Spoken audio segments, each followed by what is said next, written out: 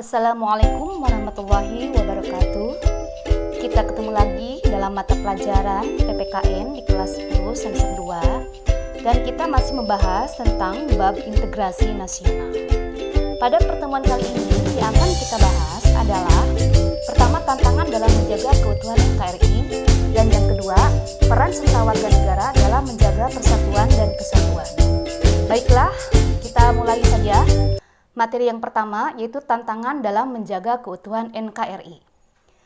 Tantangan di lingkungan internal Indonesia adalah mengawal NKRI agar tetap utuh dan bersatu. Di sisi lain, ancaman terhadap kedaulatan masih berpotensi, terutama yang berbentuk konflik perbatasan, pelanggaran wilayah, gangguan keamanan maritim dan dirgantara, gangguan keamanan di wilayah perbatasan, berupa pelintas batas secara ilegal, kegiatan penyelundupan senjata dan bahan peledak, masalah separatisme, pengawasan pulau-pulau kecil terluar, ancaman terorisme dalam negeri, dan sebagainya. Kemudian, bagaimana upaya dalam mengatasi tantangan? Di sini ada 3 strata pendekatan. Pertama, strata mutlak dilakukan dalam menjaga kedaulatan negara, keutuhan wilayah negara, dan keselamatan bangsa Indonesia.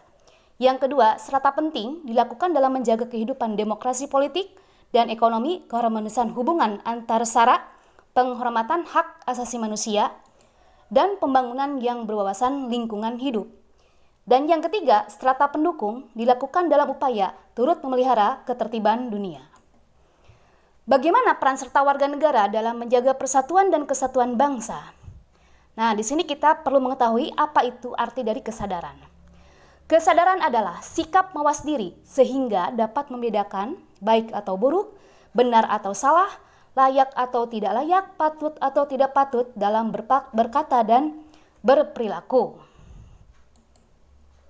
Pengertian bela negara.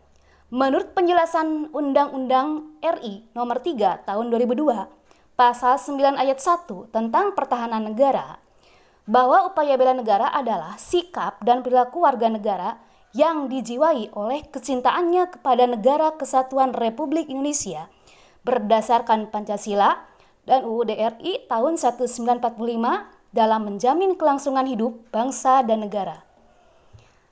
Nah, di sini kenapa kita harus memiliki kesadaran terhadap bela negara? Karena kita menghadapi berbagai macam hambatan, tantangan, ancaman, dan gangguan. Ancaman adalah usaha yang bersifat mengubah atau merombak kebijaksanaan yang dilakukan secara konsepsional melalui tindak kriminal dan politis. Ancaman bisa berupa ancaman militer dari luar negeri maupun dari dalam negeri. Tantangan adalah hal atau usaha yang bertujuan untuk menggugah kemampuan. Hambatan adalah usaha yang berasal dari diri sendiri yang bersifat atau bertujuan untuk melemahkan atau menghalangi secara tidak konsepsional.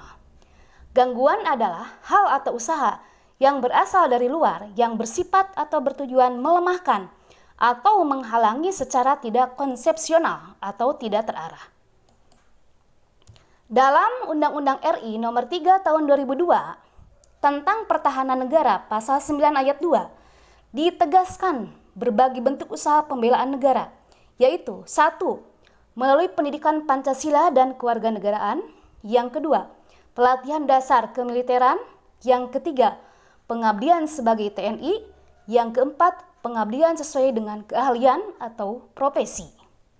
Nah, sekian materi yang bisa kita sampaikan pada pertemuan kali ini. Semoga kalian bisa memahaminya. Terima kasih. Assalamualaikum warahmatullahi wabarakatuh.